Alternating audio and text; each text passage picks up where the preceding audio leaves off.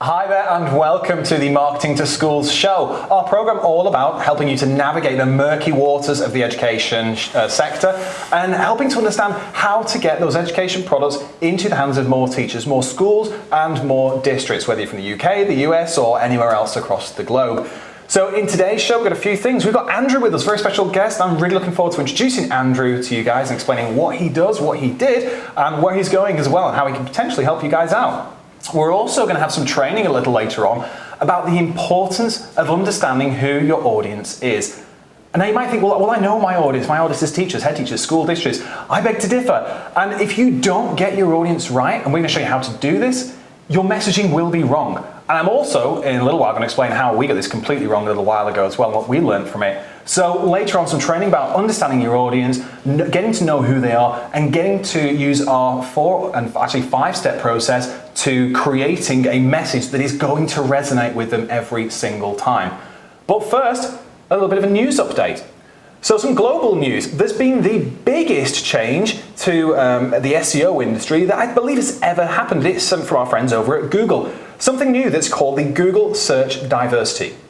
Now, I'm sure you've all searched on Google before, and I'm sure you'll probably remember at some point having searched for a term and found that the vast majority of results that come up are from the same brand. It may not be the same page, but it's certainly the same website that's showing. That is no more. Now, through the new change that Google's implemented, at maximum you will see 2 results from the same page.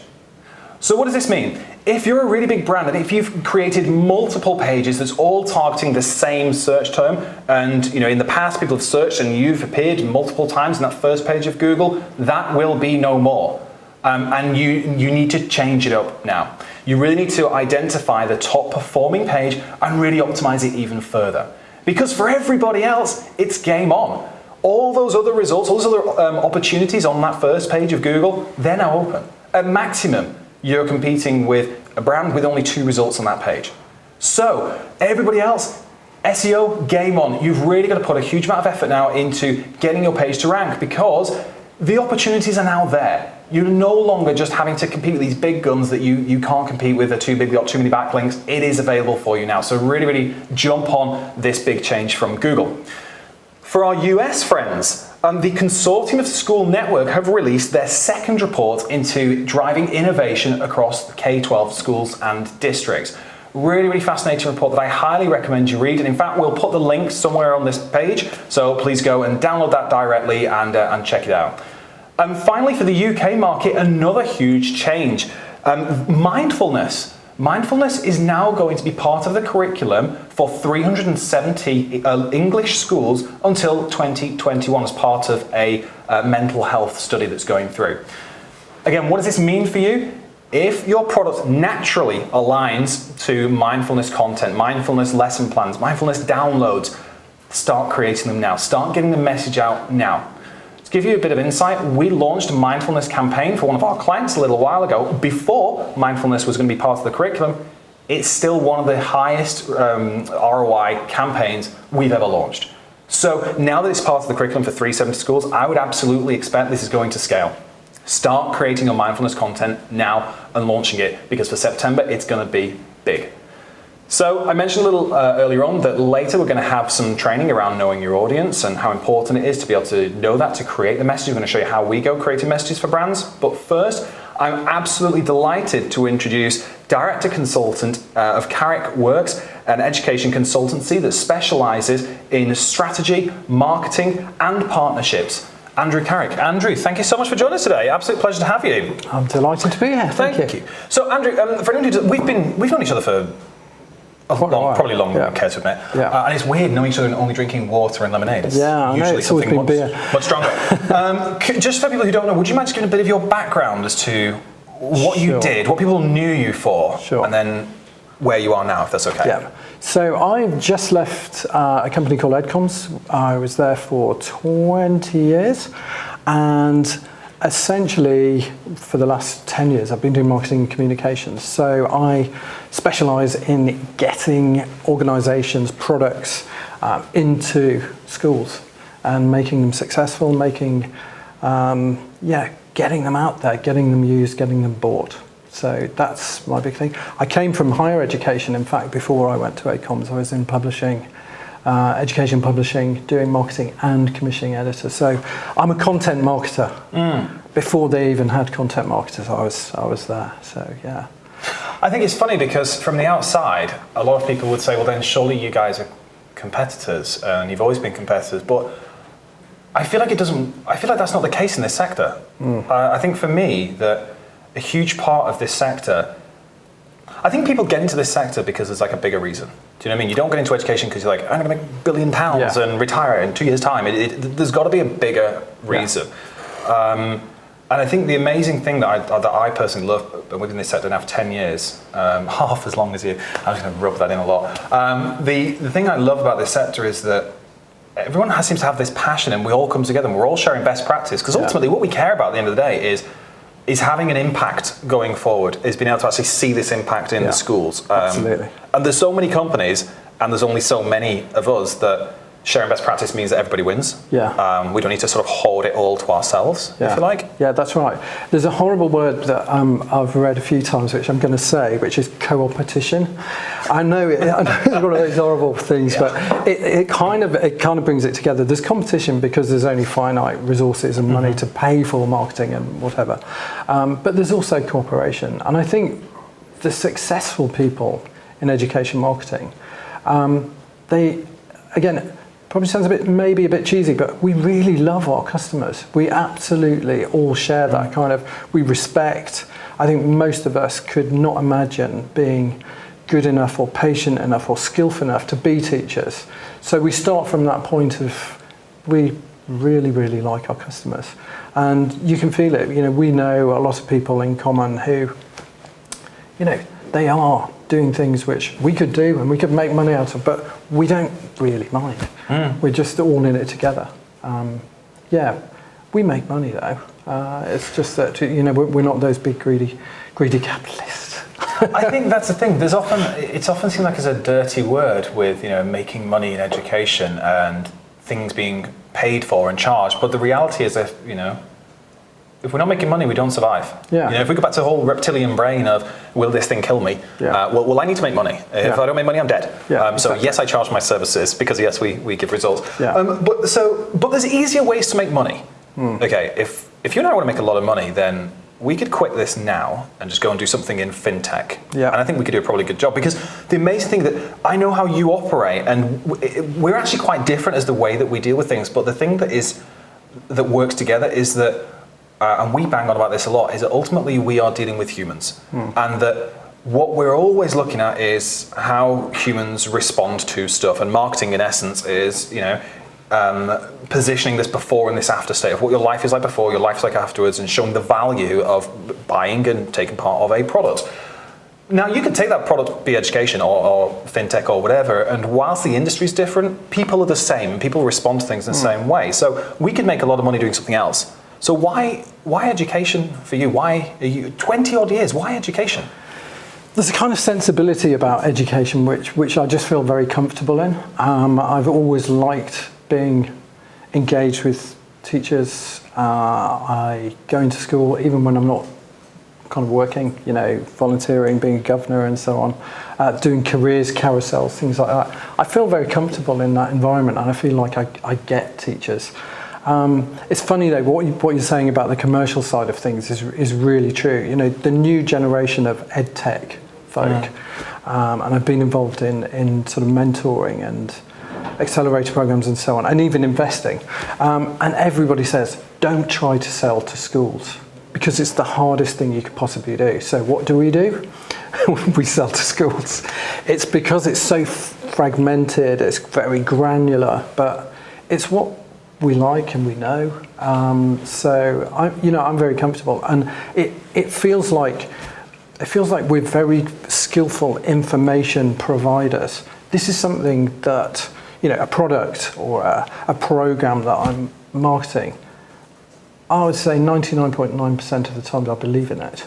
And I would turn away something if I thought it was harmful or even marginally good, if it was something too trivial, and actually I just didn't think it was worth school even looking at, and I wouldn't take the money for it. But I think we kind of get that sensibility. We see something, we see a proposal, we can make it into something that we believe actually the teachers are going to value. And then it's much easier to write copy and to put campaigns together if you properly believe that actually it's going to be worthwhile, and that you actually know individuals who are going to find it really valuable. So I'll let you into a secret that I've never told you, and this is how it's the model that we use when we're deciding if we work with a client. We're like in a very, very fortunate position where we're able to look at companies that want to work with us and assess whether it's the right client for us or not. And I thank my lucky stars that is the case. And we have a really simple 4-step strategy. I was training other agencies on this just last week. And it's a 4-step system that it's a yes, no. Yeah. So a company calls us and they say, hey, how do you work? And we tell them the stuff and explain the system. And they say, okay, we kind of want to work with you. What we then do is then go to the team. And then I will then pitch the product to the team, and we ask 4 questions. One is, do we believe in the product? Right. So I'm loving the fact you're saying, do we believe in it? And that is so, so, so important, because I am not a teacher, okay? And I will never profess to being a teacher. I could not possibly do the job. I have massive admiration for those who can. But in 10 years in the industry, seeing what's happened and what's worked and what's not, do we believe in this thing? And more importantly than that, I think, do I believe that the person behind the product believes in it? Yeah. That's the biggie. Yeah. Do they believe in this thing, and do we believe in that? Do we think we can actually have a positive impact? It sounds silly, but if I don't think we can have a positive impact on their brand, I don't want to take the money. Yeah. That's really damaging in the long and medium term as well. Then do we get on with that key contact? So important. We class it as a beer test, as it probably won't surprise you. Would we go out for beers with the person? Yeah. Does it make sense? It's something that there's like that connection that we think, yes, this is going to work. And then the 4th one is, do we think we'll have fun? Yeah. Because when you and actually any of those is a no, we don't work with the brand. Because all of those have to be yeses, because if we believe in it, if we genuinely think, yes, we can add serious value to this, the person, we can feel their passion and we really sort of get on with them in that sense, and then do we think we'll have fun? Yeah. Guess what? We perform better. Guess what? Their product gets out better. Yeah. So I love the fact that that's the thing for you, because if we're just, do we make money, then we're in the wrong industry. And we have to have more to it than that. Definitely. We don't do marketing to schools where it's all kind of, it's all together. It's all kind of knitted together. So, yeah.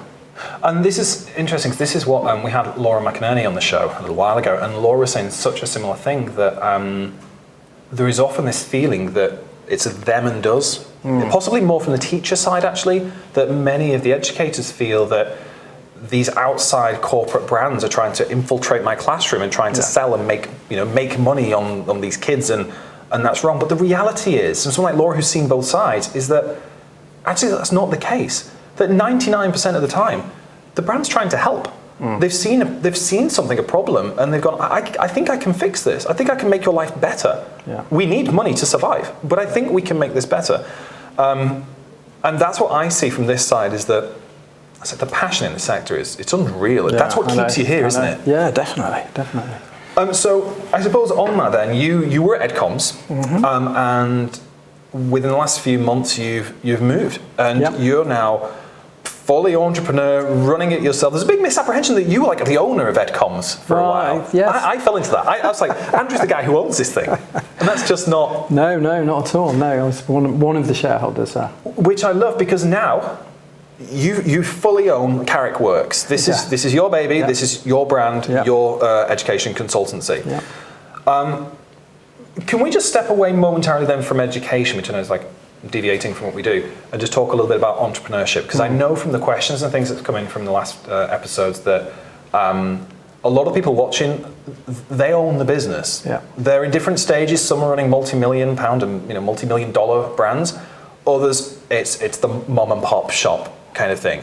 But fundamentally, a huge portion of our viewers are entrepreneurs. I'd love to talk to you a little bit about your current journey in entrepreneurship, of going from guaranteed salary and everything that comes with it to this world.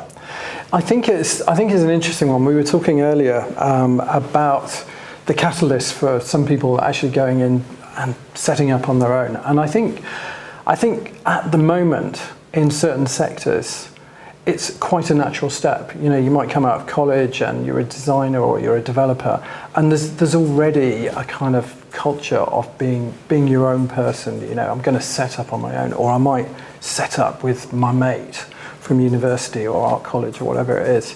I think for my generation, you were either an entrepreneur because you were a self-confident person and you didn't want to work for the man and so on. But I think there's something kind of in between, which is either there's a catalyst that you get fired or you're made redundant, or you just come to a natural end to a cycle, and you say to yourself, do you know what, I think I could do this better, or I think I would like to do it differently, and that's kind of where I am.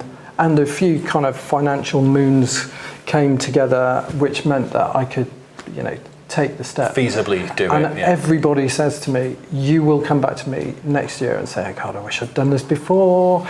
But it feels right now. There's certain things I want to do. There's certain kind of motivations for doing work and certain types of work that I want to do. I asked you to put that partnership word in early, because I think not only is that something that I've got a lot of experience in putting together education brands and properties with perhaps brands that aren't used to being in the education world but want to be. So that might be, I don't know, it could be a travel company, it could be a bank who want to support financial education, and I think I'm quite good at doing that. Lots of experience. Lots of lessons of what not to do. I wrote a little blog on it a couple of weeks ago. I put on Medium, which is, you know, a few principles of it. You've got to know your world. You've got to have that kind of love, empathy, sort of understanding of mutual benefit that, you know, the brand and the teacher and the schools will have. So I really want to work on partnerships quite a lot. That could be anything from a school that wants to sort out its business engagement with local community businesses, that's really small scale, right up to, you know, we are an education property or program and we just don't think we're doing it right at the moment. So it might be a museum, or it might be, like I said, financial education program. And I want to go in and say, I can help you think about it differently, reboot it, have a look at different partnership setups and that sort of thing.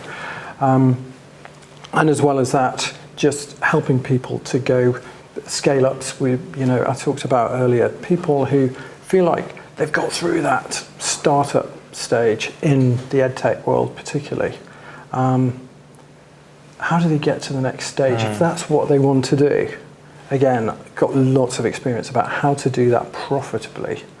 Some of the mistakes that can be made, some of the things that you focus on which you shouldn't, keeping your eye on the prize, but also making sure that you don't forget who your customer is, what they want, checking in with them, all that sort of stuff, really important. And could you give an example of something that commonly, you know, these companies will often focus on, and that's not what they should be focusing on? Is there anything that comes to mind? Yeah, I think what tech actually. Funnily enough, in the edtech world, I think that sort of pre-revenue, there's obviously you've got to get a minimum viable product out there, but there's too much thought, I think, about we've got a great product, it works really well, without actually going out there, doing trials, piloting, getting evidence. And so the number of times I've had conversations where people say, Andrew, I've heard you're an expert in marketing to schools, my product is ready. And I don't say it quite as directly as this, but I say, I think I need to check whether it is ready. And that conversation would go something like, where's the evidence? Where are the schools that I can talk to that will translate how effective this has been so far into what I can talk about in comms and marketing? And so often it's, we haven't quite got. And I say, well, look, I'll help you just design what I think you need, but you've got to come back with evidence. I want case studies. I want a teacher, more than one teacher, telling me it works because of this, and I'll get some gold out of that. I'll get some little phrases. I might even get you a new strapline for your business through talking to the users. So I think going too early with marketing, you've got to get out there. If you are the founder, you've got to go into schools, you've got to make friends with these teachers who are going to put the product through its paces and then measure it properly so that you've got impact evidence. And I think, thank you for that. And I think you're absolutely right. We do get people coming to us where they're kind of not ready for the marketing side because we can market, we can get this thing out there. Getting it out there, making sales isn't actually the difficult thing. Yeah. The retention side and getting people to use the thing is hard. Yeah. People will buy from a good strapline and a good marketing and a clever tool, but I believe that the best product should win. It's one of our core values. That only the best education product should win. And you can't have that without some sort of data. And in fact, if you're not friends over at Innovate My Schooling, it's the EdTech Impact that they've launched as well. Yeah. It's all about getting evidence of it works because of X. We score it this. We've used it because people want that. I believe that by itself isn't enough. What that does for me is evidence pushes people over the line. So for me, you get the marketing is to get the brand out there and say this is what it does and position it in a way that resonates. But ultimately, no one has any money. Yeah. So if you're going to spend money, I need to be as damn sure as I can that it's going to do something, and you need that efficacy data to say, and here's the proof. Sure. And that's so important. But you need to start there. Yeah. You can't say it works and it's sexy and it's great, but you kind of got to believe me. Yeah. Trust me, it does. Yeah, trust me. So would the advice be then for the earlier startups that are watching, get out there, speak to schools. They're open. They want to try these things out. They want to help. Yeah. Get it into the schools. Learn from them. Ask them questions. Ask them to be brutally honest. Tell me why it's terrible, so that you can improve it to get that data. Absolutely. I mean, many do, but there are also quite, I think, introvert founders who are just very, very techy, and they've actually got some really good ideas, but they personally they're a little bit shy of. Can I phone a head teacher, or can I? Well, what's the worst that can happen? They'll just ignore you. So try another one. But you definitely need to have that feedback and that sort of. I mean, it's kind of an iterative development issue as well. Give me what you've got that I might be able to use. Okay, as a teacher, I will tell you if I can use it. If I can't, I'll send it back and say, well, there's a few things that I might be able to use in the future. Go back to them later and just get that kind of classroom evidence from them. I think what's really important in this as well is that this shouldn't be something at the beginning that you do in isolation. I think you're absolutely right. It's iterative, and it's iterative for the lifespan of your product. I certainly know, and I bet you do as well, some pretty big brands who've made the mistake of kind of resting on the laurels, especially tech, developing things that they want to develop because they believe it's better. But they never asked a teacher, they never asked the school, and then they launch version 3, and the schools say, we hate this. It doesn't make sense anymore. I can't find the thing that I found. The thing you've deleted, we loved. Yes, exactly. We've seen this happen, and that can bankrupt businesses. This is serious stuff. And it's as simple as, again, knowing your audience, speaking to them. So that's a big mistake people can make. I do enjoy, sounds weird to say celebrating mistakes, but I do think it's right to talk about mistakes and lessons that we've learned in life and say, hey, hold my hands up, we did this thing, it was pretty stupid, it made a mistake, but we learned this from it. Again, on one of our core values, we talk about the importance of continually learning. And it is fine to try new things, it's fine to break things, it's fine to get things wrong, as long as we're learning from it and that improves us going forward. So, I could pick hundreds personally, but I would love to know from you, is there a mistake or something that's happened, something maybe it's a mistake you've made or a life lesson or something that you'd be happy to share that, I'll put you on the spot, with the viewers that will help them realise that actually it's okay, because Andrew did it, and the world didn't end. So there are so many mistakes that one makes, and sometimes clients do get to know and sometimes they don't, and you're pedaling furiously. But one that sticks out that the client never did know, but my agency certainly did because they cursed me for it, was we did a big competition for a government department, a writing competition, and it was just beautiful. It was all aligned. We had celebrities. We had really, really good content that was going to go out to every school in the country, every primary school. And I was really, really proud of it, and the client was very proud of it.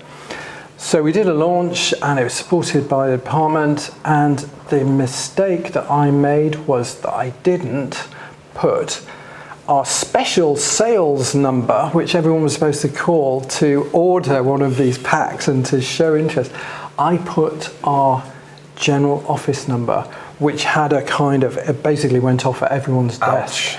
So the day we launched, the phones never stopped, and everyone was going, why the hell are the phones going so much? And I was kind of like bright red going, oh my God, I think I might have forgotten to put that sales number on. This is going to go on for a few days. So the whole office was kind of, we couldn't do anything but answer the bloody phone for several days because of this.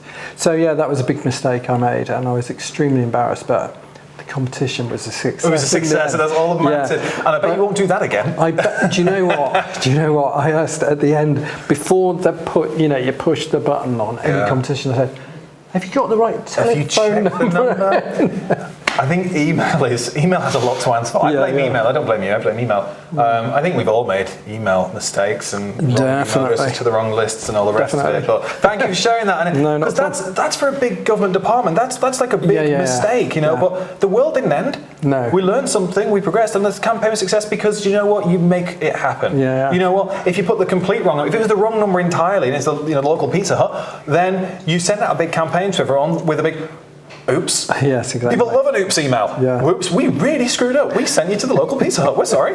And it works. These things, I'm not, please don't do that on purpose. I do know companies that do. Yes. But if you accidentally made a mistake, do go down the whoops and email campaign. It works very well. Thank you for sharing that with us. So each week we ask people to bring something in that has somewhat inspired them or changed them. And what have you brought with you? Well, I had a long think about this because I won't say I'm easily inspired, but there are lots of different kind of areas that inspire me. So, music and dance, theatre, etc., even telly. But I thought a book would be a really good thing to bring in because it kind of resonates really well. So, and it's also by a friend. So do buy this book. It's by a friend of mine called Neil Gibb. It's called The Participation Revolution. What it's about is it's kind of social economics, so it's not a surprise to hear people talk about how important community-based products and successful businesses that are based on huge kind of user bases that come together to create brands like Google. I mean, Google was one of the first big tech brands that actually was about user power, if you like. So what Neil talks about in here are lots of different consumer examples of where he calls it a participation kind of ethos. So you may have cyclists, so the Rafa brand, that was actually set up by cyclists. And they did it because these guys came together and they were really, really kind of into their cycling. They had no idea about creating gear, but actually they decided that they wanted to create better stuff. They wanted to look better, feel better, and that built up into this, this big brand as it is now. It resonated with me because it fits so well with my belief in the fact that if you're going to have a successful product in schools and with teachers, you better have the teachers participating. So it's that participation thing. And I think that rather than just saying we're going to do user research and have focus groups, I think you've got to have it in the DNA of your product. So you're actually saying not just, we've got an ex-teacher on our team who makes sure it's okay, but actually, almost a bottom-up development of features, maybe even the main feature of your product. And then at the other end, you have these teachers becoming advocates. So they are your marketing people as well. So you just need to you might motivate them by saying, we're going to give you some early release of this stuff, but actually they feel like they're really, really part of the brand and the product development. And it's not just you're not just pretending that that's happening. It actually is happening. So if anyone was going to commercialised teach meets, for example, which I know they're not. Someone to try, and it yes, they got I into a lot know. of trouble for But trying. so maybe that's not a great example, but, the dynamic of it, the idea of the teach concept meets. makes sense because it's the DNA. It's running right through it. Yeah. So that's what I took out of Neil's book. Just think about reversing and just thinking about the user. The user's a horrible word. The kind of customer, the people who the product is for. Think about them all the time. In fact, don't think about anything but what they're going to do with it. Right.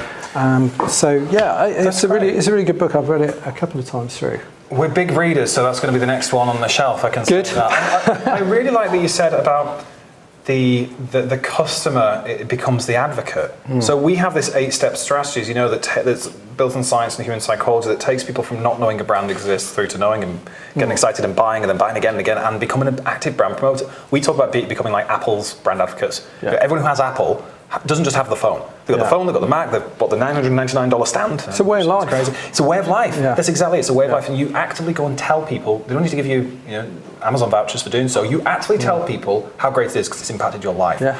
And this brings me on, and I think that's so important because it aligns so beautifully with everything that we both deal with, even though it's in slightly different ways. A friend of mine, Ryan Dice, who was doing some training with us a few days ago, put it very eloquently when we'll talk about the marketing funnel, and the marketing funnel is dead in the way that it's people think of. Because if you take a marketing funnel, the way he said it is, you put loads of people in the top and you do stuff with them, and then I think it wasn't Ryan actually, but he said you put people in the top, you do stuff with them, and out at the end, poops customer. But it's so true because that's what people deal with. People are focusing on get a sale. Put people in, do some stuff, out pops a customer, and that's it. And customer. But actually, that customer is now so heavily involved in your marketing that user, if you just poop them out and leave them, then they won't retain. You won't hold on to them. They won't love you. They won't become part of your brand. They won't become part of the DNA. You should be loving them and adoring them and wrapping up and making sure everything about their life, which is why we go back to what we said earlier, speaking to them, communicating with them. Yeah, absolutely. What else can we do? How can we make your life easier? Is it working? What's not working? Yeah. So that they become key part of your build. I think everyone under the sun in this sector says built by teachers for teachers, and it's kind of done these days. It's like we all kind of gloss over that now because I think it's kind of expected. Yeah. I don't even think you need to say it. I think you need to do it. Yeah. If you do it, you don't need to say it because you've got teachers saying it for you, saying we help develop this thing. Yeah. We're key to its structure. I've asked for so and so, they've fixed it. It's improved my life this way, and they go out and become your active brand advocates, the flagship schools that everybody wants. A really good example of that is Twinkle. And they also, not only have they done that quietly, well, reasonably quietly, and used teachers and, teacher come in, whatever, and done it in not a particularly flashy way, but they've also made money. I was really, really surprised when I discovered just how profitable and large they are. Mm-hmm. But that is all built on getting teachers to write and advocate and so on and so forth. And good luck to them. They've done really, really well. I'm a big admirer of them. Didn't used to be. No, but you have to admire from a business what they've done. It's a fair play. Yeah. Okay, so it's kind of interesting that unintentionally everything that we've talked about has really leaned on knowing that audience, which is so important to everything we do.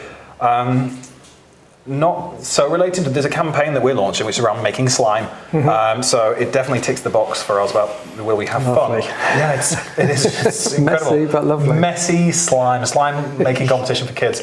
But do you know the first thing that we did when this campaign, we were looking at it saying, is it something we can work with? We went and bought a load of slime making kits.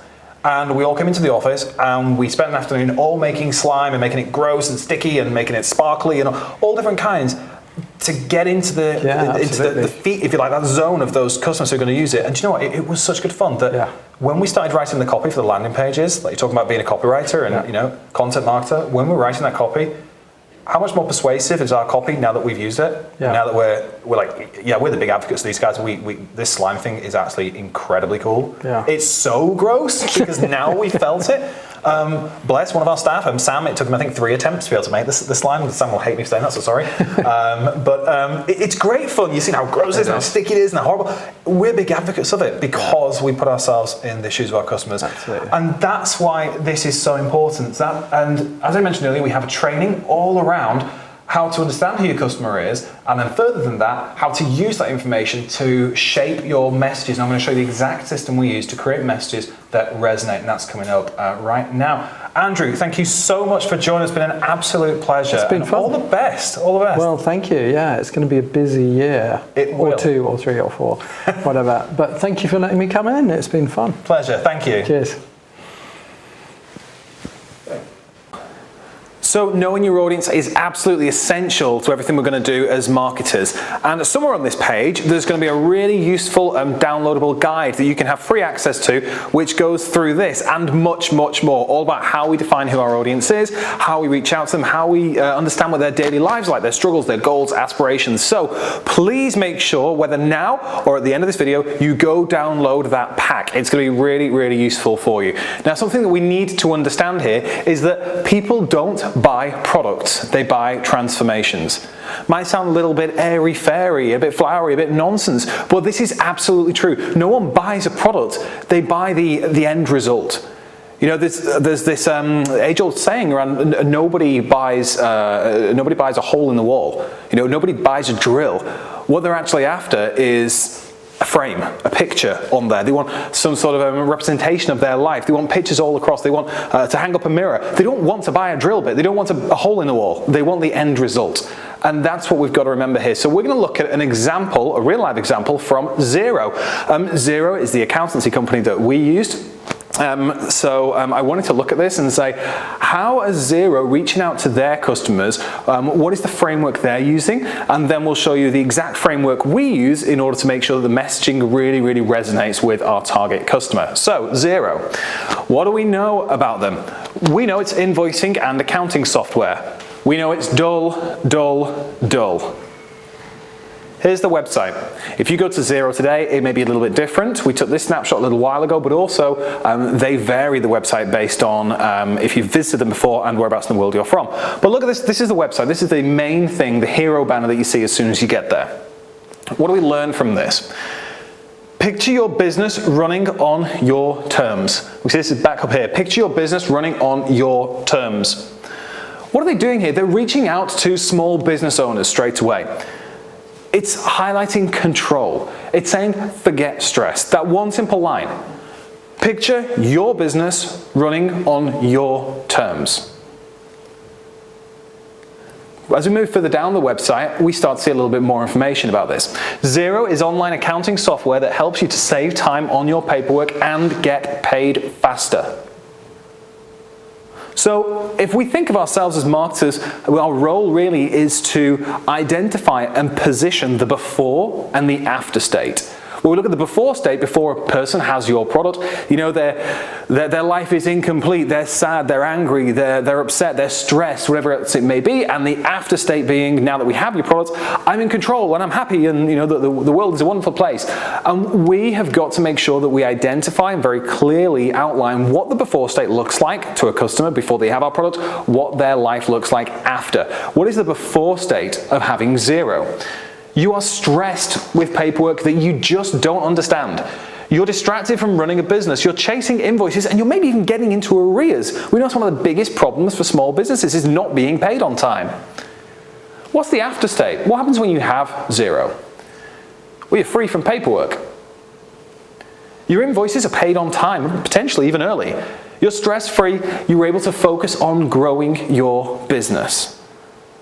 Again, just look at that. An online accounting software that helps you to save time on your paperwork and get paid faster. Start your 30-day free trial. There's their big call to action. And what do I mean here? Really, try out this better lifestyle. That's what they're saying. Take a trial. Try this thing for 30 days. It's not, hey, try our product. Our product does online accounting. Don't care about online accounting. I don't like accounting. I don't want to talk about accounting. It's horrible. I don't get it. I'm confused by it. I don't understand it at all. I don't even want to think about it. I think about it when I absolutely have to do it, when that deadline is absolutely approaching and I'm panicking. So instead, let's understand that that's what the typical customer is like, and let's remove it, and let's talk about, if you have this product, your life's actually free from all that. You don't need to worry about accounting. You don't even worry about paperwork. Let's actually not talk about accounting. And this is the thing. There is no reference to the features or benefits. We often talk about this, hey, feature, benefit, feature, benefit. There's no reference so far to features or benefits. The point of their website, which is the most highly expensive real estate they have, the very first bit you see above the fold, before you need to scroll anywhere, they're not talking about the features, they're not talking about the benefits at all. So I'm going to, later on I'm going to explain how this, like why this really works, and then go back into the Xero example and show you how they defined this. But I'm first going to show you the process that we use to get there, and this is called the transformational shift. Again, we're looking at the transition from the before state to the after state, but in order to do that, we need to understand what the before state looks like and the after state, and we split this up. Before, remember, something missing. I'm unhappy, I'm stressed, my life is incomplete, I'm frustrated, life is tough. Whereas after, there's a feeling of completion. I'm happy, I'm relaxed, I'm energized, I'm excited, and guess what? Life is now great. I know it seems a little over the top, but we need to think of it in this way. I mentioned the pack earlier. This is included in the pack. There's many things in the pack around understanding who your customer is. This is the transformational grid that we use, and we're going to look at it now. We break this up when we're looking at the before state and the after state into 4 areas: have, feel, average day, and status. Let's take Xero again. We've got the before, we've got the after, and we're going to break down each of those 4 areas. So what do we have before we have Xero? I've got a small business, I've got lots of paperwork, I've got manual invoices which require manual chasing, and often I'm getting paid late. Again, we're not talking about emotional stuff here. What do I actually have? What do we have after I have Xero? I've got a small business, I've got less paperwork, I have automated invoicing and automated chasing, so I get paid faster. Let's move on. What do I feel before? I feel tired. I feel overworked. I feel stressed. I feel confused about the paperwork that I clearly don't understand. I'm stressed about late payments and not making my own financial commitments. I feel completely out of control. What about after? After I feel energized, I feel relaxed. There's a weight off my shoulders not having to deal with the paperwork. I'm confident now that invoices will be paid on time, or potentially even early, and I'm able to make my own commitments, and I'm in total control now of my business. Now hopefully you're starting to see that the further down this list that we go, the more impactful it is, the more it starts to resonate with people, because we're not just talking, technically you have this, now you feel this. This is where a lot of marketers stop, by the way. A lot of marketing stops. If you're just saying, hey, get our product because you'll have 10,000 questions, we've got 10,000 math questions, more than anyone else. All right, great.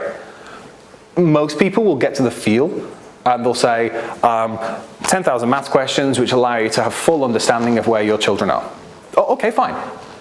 There are two other steps though that we can go which really start to push this. So what does the average day look like? Remember, as to be really strong at marketing, we need to say to our customers, I get you. I get you. I get what your life is like. I understand what your average day is like.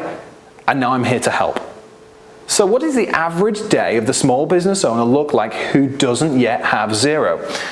There's too much time spent on the paperwork and finances, which is taking me away from running and growing my business. I'm manually creating and emailing invoices, not really knowing if they've been received, and then phoning up to chase unpaid bills. Doesn't sound like a great deal of fun. It's certainly not why anyone gets into business. What's the average day like after Xero? I'm focused on growing my business. I log into Xero to check everything's in order, but I know my invoices are being sent automatically. I relax about the paperwork. I know Xero deals with it with me. The last one. What's the status? So, if there was like a character overview, a synopsis of the person before they have Xero, how would we define them? What is their role? Small business owner, chasing my tail, feeling like I've hit a plateau that I can't break from. You could take it even further, and you could potentially say, failing small business owner. You know, it doesn't matter how you put it, if you're not getting paid, you're in a lot of trouble. So what's their status like after they get zero? In control, astute businessman, businesswoman, growing my company every day. I'm now the successful entrepreneur. That's why I got into business. How many business owners that join, or the point of joining zero, do you think are here? Because I bet it's very, very few. I bet it's very few that think, I'm a successful business owner, I'm a successful entrepreneur, I'm where I want to be, I'm in total control, and now I'm going to take zero. No. What's happening is they're seeing zero as a way to get them there. And that's the important thing, because nobody's buying zero. No one's buying an online accounting tool that does your invoices automatically. What they're buying is more time to spend growing your business, more time to become successful, more time with your family, less time worrying about taxes. We're just highlighting here those key points. Less paperwork, and I'll show you why. Faster payments, total control, relaxed, in control, astute. So, the have, the feel, the average day, the status. Let's break it down really simply here. What do I have? Less paperwork and faster payments. What do I feel? I enjoy the freedom of less paperwork and faster payments. My average day, I'm enjoying the freedom of less paperwork, faster payments, so I can spend more time running my business. What is my status? I enjoy the freedom of less paperwork, faster payments, so I can spend more time making my business a huge success. You see how we've just gone from less paperwork, fast payments. That's kind of cool, but I've got to do the sort of the legwork and figure out what that means myself, to, oh, now I know how I'd feel, to, actually, that would be an amazing day if that was what my day looked like, to, and now I feel pretty cool because that's my status. You see how powerful this is here, and so many people stop at this point. Let's just take another look at the website now that we understand that and see. You know, I've given you all these strategies and the theory, but theory, is it really that practical? Average day. Picture your business running on your terms. Status, on your terms. Businesses don't run on your terms unless you're a successful business owner. How do you feel? It helps you to save time on your paperwork. You're feeling pretty good. What do you have? Save time on your paperwork, get paid faster. They're combining everything we're talking about in 2 lines. 2 very succinct, very clever lines, but it's so important. They're not talking about we're an online accounting tool, no. So this is a before and after grid. Again, this example is in the downloadable pack that I've talked about, which is one for an educational client. What do they have? I'm just going to sort of highlight a few things here. Disjointed curriculum with a real weakness in dance and gym. They're using YouTube videos to demonstrate movements, but it's not educationally focused. Activity bursts during during breaks, but not hitting an active learning target. You start to know now, this is about an active learning tool, getting people up and about in the classroom. What do they have afterwards? After they take the platform, a digital online active learning tool, clear, concise curriculum where dance and gym are equal to all other PE topics. An online repository of constantly updated curriculum-aligned resources that can be used in short blasts or longer sessions in any lesson. That's fine. It's like, all right, that's kind of cool. Yeah, okay, I get it. What does that make people feel? Before I have this, I'm nervous, I'm uncomfortable, I'm unconfident about dated curriculum that we are using. This is for a PE coordinator, by the way, which is very, very different to a teacher. So again, you really need to know who you're targeting and who you're reaching out to. In the downloadable pack, it explains the differences and how you do this. I'm terrible at gym and dance. How can I instruct other teachers how to teach these topics? Frankly, I find it rather embarrassing. I'm worried that we're not hitting the active learning targets, and teachers are worried about the idea of movement and activity in their room. It's a whole state of confusion, panic, and worry. How do I feel afterwards? I'm confident in the new curriculum and the broad range of topics being taught. I'm happy to admit that gym and dance are not my strong points. And I'm proud that we're hitting the active learning targets, and I'm confident that teachers have the tools and ability to get kids active in their lessons, seeing the impact it can have on learning. Okay, that's cool. Start to get that. So now I know what I have, what I feel. What is my average day like then as the PE coordinator? Before, I'm searching for better resources to support the PE curriculum, and I'm happy teaching the lessons I love. I'm a bit embarrassed about gym and dance. Average day afterwards, I'm helping teachers to get the most out of the PE tools we've got available. I'm monitoring the amount of time children are active every day. What's the status? Before, I'm the PE lead who can't teach all aspects of PE, and I'm failing to get other teachers motivated to achieve their active learning targets. What about after? What about when I get this tool? What is my status then? I'm a behavior changer. Teachers have been inspired to get kids active every day, whatever the lesson. I've been able to get even the shyest of staff to enjoy teaching dance and gym.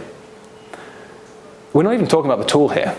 But this is so important because this sets the framework. This sets the messaging that we're going to have going forward to say to these PE leads, I get your life. I know what it's like. I know you love PE. I know you do. But I also know that for our target customers, they really don't get gym and dance. They can often feel a bit embarrassed about it. And we know what that's like. And don't worry, you're not alone. Our tool takes that away from you. You don't need to be worried about it. You can happily admit that you're no good at it because our tool deals with it for you. So if you take something like that and then turn it into a sentence or two. Another example, let's take an online digital markbook. We'll play say, online digital markbook, bring your marking online. What if we said this instead? Imagine more time teaching, less time marking. Get an instant insight into your students' attainment, set work at the right level for every child. Product X, the online digital markbook for your classroom. Try it today for free. How much more powerful would that be? Where we're saying, look what you're going to get. We're positioning this after state. Look what your life is going to be like. And if your life is like this, where you have more time teaching, less time marking, if you get an instant insight into students' attainment so that you can set work at the right level for every child, you're a damn superhuman teacher. And that's how we position these things. So, as I mentioned earlier, we have a downloadable pack. Please, please, please go download that. There's so much more in there. This is part of it. This is where we're talking about how we create the transformational grid, and then there's a little bit about what we do with it from there on. But you need to understand who your customer is, what their goals are, what their aspirations are, what their life is like before you can do this. So go download that pack, start filling it in. Thank you.